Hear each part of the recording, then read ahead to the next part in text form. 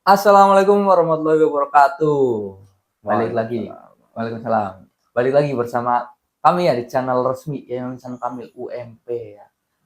Kali ini kita akan berlanjut KIK Cash ya. Kikes yang bersama ya sebelumnya perkenalkan saya Yogi Nazisati sebagai host pada kegiatan kali ini, dan kita mengundang salah satu narasumber yang juga memiliki peran di dalam IMM, terkhususnya IMM UMP.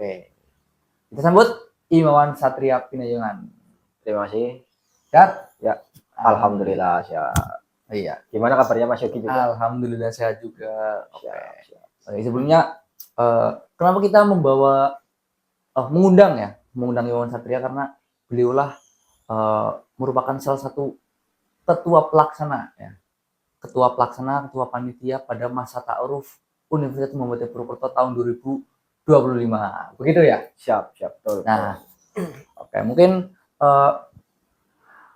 oh iya, kalau boleh tahu asal komisariat dari mana nih Imawan Satria? Saya asal komisariat dari Komisariat Insan Kamil. Oh, Insan Kamil. Satu-satunya komisariat di UMP itu yang hanya satu prodi. Prodi PGSD, Pendidikan Guru Sekolah Dasar. Jadi anak-anak dari PGSD membuat komisariat sendiri. Oke ya. Yang lain itu satu fakultas. Bahkan ada yang 3. Ya, ada yang 3 ada fakultas. yang 3 fakultas jadi satu. Tapi kami PGSD satu prodi. Gokil. Ya, berarti Imawan Satria berasal dari Komisariat Insan Kamil yang dimana notabene ini dalam satu naungan, yaitu satu prodi, satu komisariat gitu. Nah, dari Komisariat Kamil, kemudian dari bidang apa tuh? Saya dari bidang HPKP, Hikmah Politik dan Kebijakan Publik. Cocok ya. Mungkin ini sedikit menceritakan bagaimana awal mula bisa terpilih ataupun bisa ada niatan menjadi seorang ketua pelaksana dalam masa ta'aruf Universitas Muhammadiyah Purwokerto tahun 2025 gitu. Jadi saya cerita dulu ini. Ya, betul. Nah, sebelum saya cerita itu saya jelaskan dulu ya MASTA. Ya. Nah, MASTA itu adalah masa ta'aruf, betul, di mana di dalamnya itu kayak ospek lah, ospek yang di dalam naungan Universitas Muhammadiyah gitu. UMP khususnya itu MASTA, singkatan dari masa ta'aruf, akronim masa ta'aruf gitu. Nah, untuk cerita kenapa saya jadi ketua itu tentunya dari hal yang pertama adalah niat. Gitu. Niat, saya dulu kan pernah mengalami ya, tahun 2023 saya masuk, saya pernah mengalami MASTA, jadi peserta, lalu ternyata di situ asik juga nih, asik jadi peserta. Nah, saya pengen ketika dulu saya menjadi peserta itu saya melihat kakak-kakak panitia itu. Nah, keren-keren ya. Keren-keren, gagah-gagah kan, jas merah. Dan juga baik-baik gitu loh. Ramah ya? Ramah sekali. Jadi ketika saya datang itu tidak dimarahi ya. Waktu itu saya datang telat ya, tapi saya masih dibujuk gitu loh. Ditoleransi, nggak ada hukuman, nggak ada apa-apa, masih lemah lembut mereka. Ayo Mas, ini Mas, baris Mas gitu. Pokoknya lemah lembut. Maka dari itu saya pengen menjadi apa ya? Bagian dari mereka gitu loh. Pengen jadi panitia gitu. Nah, makin kesini ketika saya di semester 4 ya terutama ya, saya di semester 4 itu saya berpikir bahwasanya kenapa saya tidak yang mengatur mereka yang baik-baik seperti itu, kenapa saya hanya menjadi bagian, kenapa saya bukan menjadi contoh, bukan menjadi seorang pemimpin yang memimpin orang-orang yang hebat-hebat gitu loh. Maka dari itu lambat laun dari semester ke semester saya belajar dari perkuliahan juga, belajar dari IMM organisasi, bagaimana cara memimpin. Akhirnya saya menekadkan bulat untuk menjadi seorang pemimpin ketua masa ta'aruf seperti itu. Dan juga selain itu ya, kita juga perlu soal lah, baik ke kakak-kakak kita, ke senior-senior kita, agar kita mendapat dukungan juga, dapat ilmu, dapat arahan, apalagi ke berbagi pengalaman juga ya, tanyakan pengalaman kepada orang-orang yang dulu pernah memegang hal yang sama gitu. Ya, jadi kita banyak juga tukar-tukar pikiran lah gitu. Gitulah ceritanya Mas Yuki. Berarti ininya berawal dari kesenangan lah ya. Iya betul. Kesenangan saat kita pada tahun 2023 awal masuk kita juga menjadi peserta dalam masa ta'aruf tersebut dan kita merasakan bahwasanya kegiatan ini asik. Asik sekali. Seru banget. Orang-orang hebat bikin kegiatan seasik ini. Bahkan dulu apa ya, kita dapat menjadi bagian dari rekor muri. Mas Yuki kan 2023. Iya, 2023 rekor muri UMKM. UMKM. Saya dulu buat UMKM Batagor. Wah, Masih iya tahu. Saya juga tahu. Saya apa ya saya? Cilor kalau misalnya. Cilor. Saya Batagor di TikTok ada. Batagor. Ya kita dulu waktu menjadi peserta itu kita mendapatkan Universitas Muhammadiyah Purwokerto khususnya kepada Masta ya dapat rekor muri berapa ribu ya? Sekitar 3.000 lebih. 3.000 ya, 3.000 lebih UMKM di sekitar ya. Dari mahasiswa UMP. Digitalisasi ya. Iya. Digitalisasi. Di Maps. Nah, kalau kalian pengen tahu ya, Maps-nya ketika apa sih rekam jejak kita di rekor muri. Kita pesertanya nanti kalian bisa apa ya? Cek ya, UMKM UMP mesti banyak banget. Langsung banyak banget. Langsung ya. UMKM UMP terdekat gitu. Kayaknya full itu. Seluruh mahasiswa yang masuk ke UMP bikin mahasiswa baru terkhususnya ya. Iya betul, tahun 2023. Oke, berarti itu terkait tadi bagaimana perjalanan singkat ya. Kenapa bisa menjadi seorang ketua panitia. Nah, mungkin saya sedikit bertanya nih, ketika kepanitiaan ini berlangsung, tantangannya apa aja? Kayak ibaratnya itu hal yang menurutnya sedikit susah dikondisikan pada diri Imawan Satria itu apa aja? Sebenarnya ya untuk masalah itu tantangan itu ada internal dan eksternal. Nah untuk eksternal itu adalah hal-hal yang menurut saya mudah lah dihandle. Ya. Nah yang sulit itu adalah internalnya. Ya. Karena apa? Karena ketika kita memegang acara yang besar, kita perlu rasa optimis, rasa percaya diri, rasa konsisten, disiplin. Nah itu hal-hal itu kadang di dalam diri saya itu kadang ya surut, kadang bergejolak. Nah ketika surut, nah ini nih menjadi tantangan ini. Bagaimana saya harus membalikan keadaan, membalikan semangat itu. Untuk tantangan yang eksternal paling hal-hal karena ketika kita apa namanya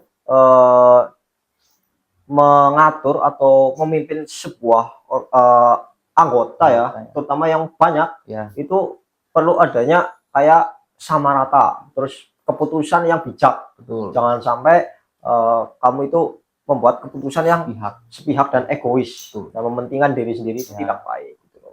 Maka dari itu untuk hal-hal tersebut perlu belajar dari yang namanya Kakanda yang sudah memiliki pengalaman ya. Nah betul. Nah dari Masta yang kemarin saya berhasil itu dari arahan dari Kakanda. Maka dari itu kita juga saya mengukur kemampuan Kakanda itu dari hasil yang saya buat gitu loh. Berarti Kakanda saya hebat begitu. Dan juga semangat yang saya ketika saya surut, saya juga mendapat dukungan dari mereka gitu. Saya juga mendapat bantuan gitu. Itu kenapa bawain bos? Oh. Itu sisa. Kalau boleh tahu ini apa ini? Itu sisa saya. Gue sedikit ceritakan kenapa di Komunitas Insan Kamil yang lingkupnya PGC ada Impus. Itu kenapa?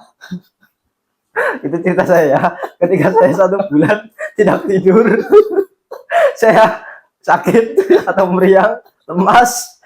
Nah, ada Kakanda kita ya dari IMM kedokteran. Jadi kita kan tidak bisa berdiri sendiri. Ya, kita perlu bantuan dari imawan yang lain, Kakanda yang lain, dan kita harus memiliki apa ya? Ya orang-orang lain lah, memiliki relasi gitu, relasi. Nah, saya juga ada teman dari Kakanda dari yang kedokteran, dan waktu saya sakit, saya diinfus di depan saya tim gagal, tapi akhirnya saya ke sana klinik.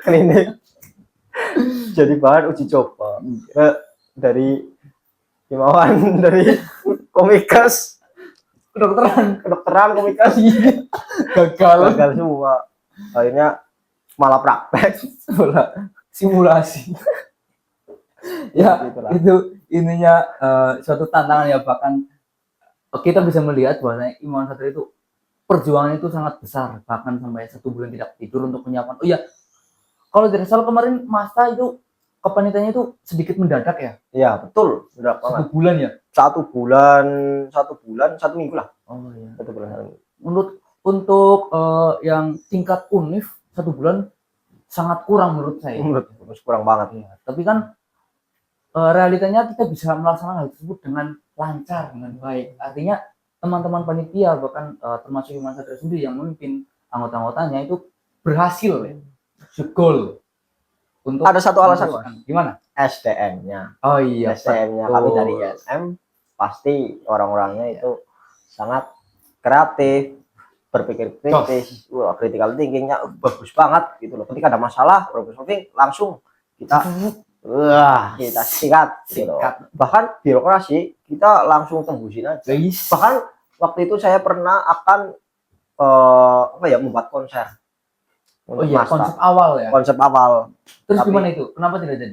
Karena saya juga kasihan sama panitia-panitia yang lain gitu loh. Maka kita goalskan untuk tujuan utama kita yaitu pengkaderan. Oh, iya. Jangan sampai kita terlalu asik untuk konser-konser, tapi kita tidak memikat bahwasanya poin pentingnya dari Masta adalah pengkaderan. Gitu. Memberitahu lah bahwasanya Muhammadiyah itu seperti ini. Bukan nyanyi-nyanyi gitu.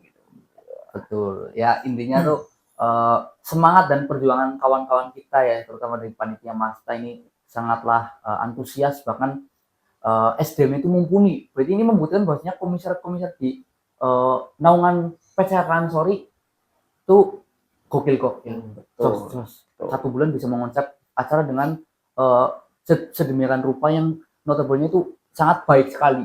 Tidak ada konflik ataupun pada saat hari H itu benar-benar mulus. Oh ya, kalau boleh tahu Masta tahun kemarin itu dibawa ke arah kemana?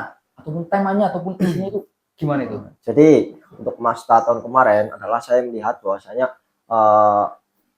generasi Gen Z ini tidak peduli akan lingkungan. Nah, apalagi kemarin itu ada banyak isu tentang penambangan, deforestasi itulah.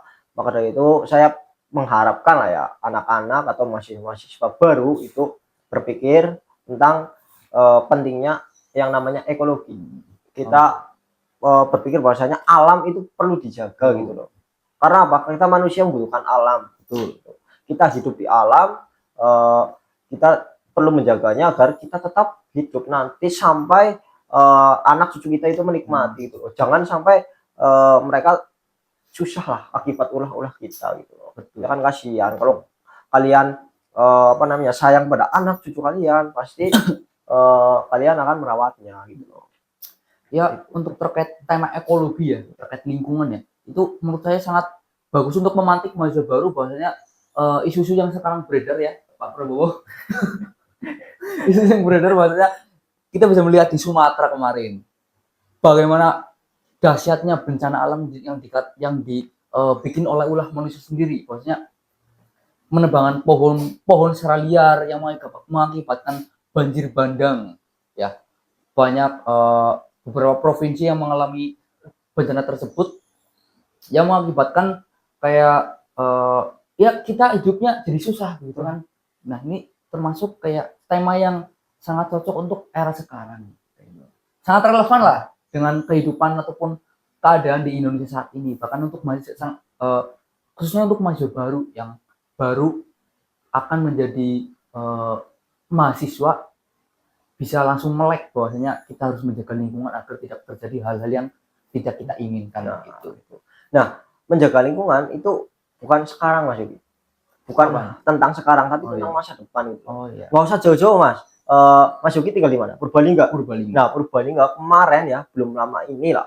Itu kan ada banjir. Betul. Nah, itu banjir itu karena apa? Karena atasnya itu digunduli. Betul. Itu. Nah, saya juga di Banyumas ya terutama ya. Kemarin sungai-sungainya itu meluap atau banjir yang namanya banjir pasir. Oh, berarti Sehingga ikan-ikan itu semua mati. ikan-ikan mati, sungainya itu menjadi pasir semua, akhirnya ya airnya susah gitu loh, airnya kecil. Maka dari itu eh, kayak flora fauna kan kemarin pada mati semua terbawa Kasihan, Mas. banjir.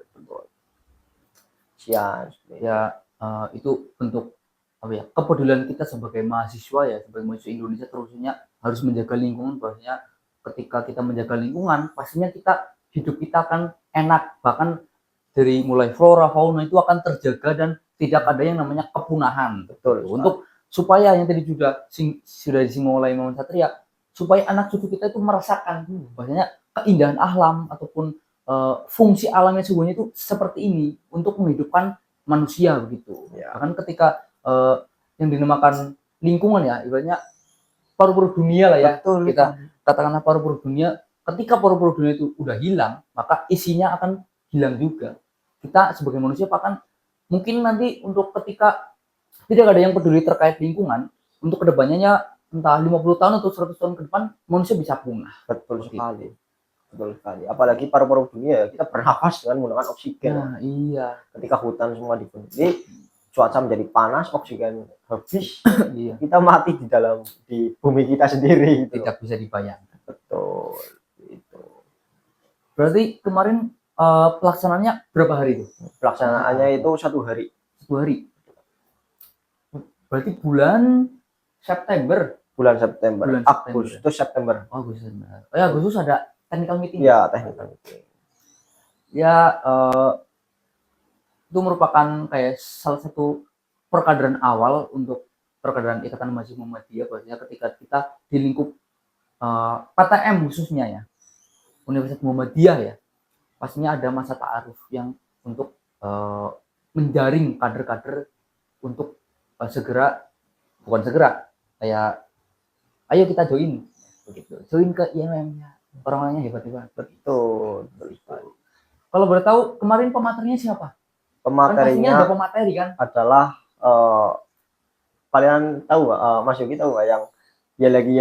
Oh, ini. Iya, ya lagi. Oh, itu. Iya. Oh, namanya adalah Mas Bahrul Alam. Mas Bahrul, izin. Izin. Kami ingin ya dari apa ya, satu kader Muhammadiyah gitu loh. Ya. Materinya, dan juga karena gengsi ya, saya pengen yang agak sedikit nggak boring lah Asik gitu. ya? Ya, asik, nggak boring, terus mudah juga, mudah dipahami sama teman-teman gengsi, Famous juga. famous juga. Maka dari itu saya undang. Asik juga kan kemarin. Asik. Iya lagi. Ya lagi.